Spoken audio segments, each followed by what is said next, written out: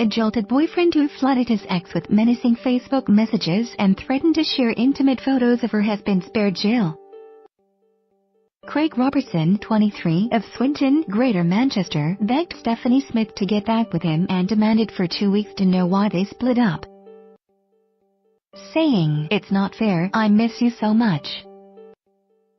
Robertson also pleaded, "How do you get to treat people this way? Why are you doing this effing ass to me? I did everything you ever asked of me." When Miss Smith failed to respond, he posted further messages calling his ex-partner a f***ing ignorant w*** and a sly bully on her social media page.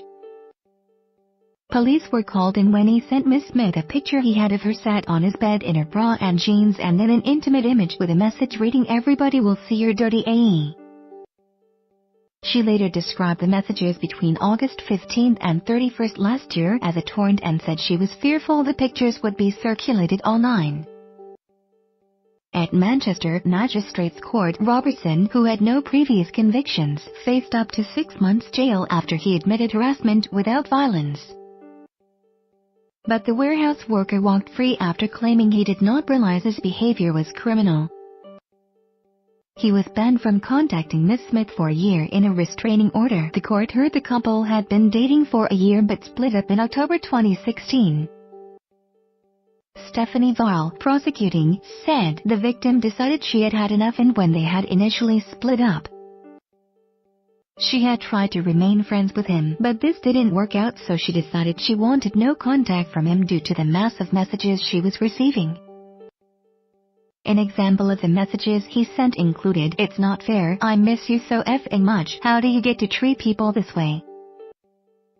Why are you doing this effing ass to me? I did everything you ever asked of me." He then repeatedly contacted her from different Facebook accounts. He sent her photographs of her to herself. In one of the images she was wearing a bra and jeans and she was sat up on his bed. Another was a video and he sent these images to her alongside a number of messages and she was very anxious. He called her a number of names including effing WE, effing sly bully, ignorant WE. She became concerned about the other images he may have had of her and was worried about what he might do with them. Alongside one image, he sent her the message, "Everybody will see your dirty AE." She was most upset and concerned about the photographs. He didn't threaten to share them, but she assumed he would distribute them on the internet. She was so worried that she changed her phone number and set up new social media accounts. The Facebook messages began on August 15, 2017 and continued to August 31 when she began receiving more than what she had already received. This was when she began receiving messages from him on multiple accounts. She described it as a torrent of messages. The messages could sometimes be melancholy and depressive, or they could be angry and aggressive, swearing at her, calling her names and writing in capital letters. She explained in her victim personal statement that she didn't want to punish him and didn't mean for this to come to court, but she didn't want those pictures he had of her to go anywhere. Jonathan Conder, defending, said he is a young man with no previous convictions. Up until today, he was not sure why he was facing custody, but I believe he is now aware that due to the pictures, this was very serious indeed. When the relationship broke down, he was traumatized. He did speak to her in August.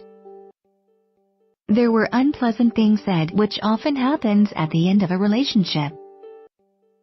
When relationships break down, it can be difficult for people to accept they are committing a criminal offense. I believe he found it difficult to understand the serious criminal nature is harassment. He accepts he said those comments to her. He has struggled to get over this, but he doesn't want to reconcile with her. He works full-time for long hours. He gets up at 4 a.m. to go to work for 5 a.m. He is moving on with his life. He doesn't want to contact her. She never wanted it to get this far. A probation report about Robertson read, he accepts this was out of character for him. He understands his behavior and why he did it. At the time he was unaware his behavior constituted harassment. He never intending to harass her. He resides with his parents and works full-time as a warehouse operative. He has plenty of support at home. He does suffer with depression and is now on medication to help with this. He now understands the impact of his behavior on her. Robertson was sentenced to a 12-month community order and ordered to complete 150 hours unpaid work. He was also ordered to pay £385 costs.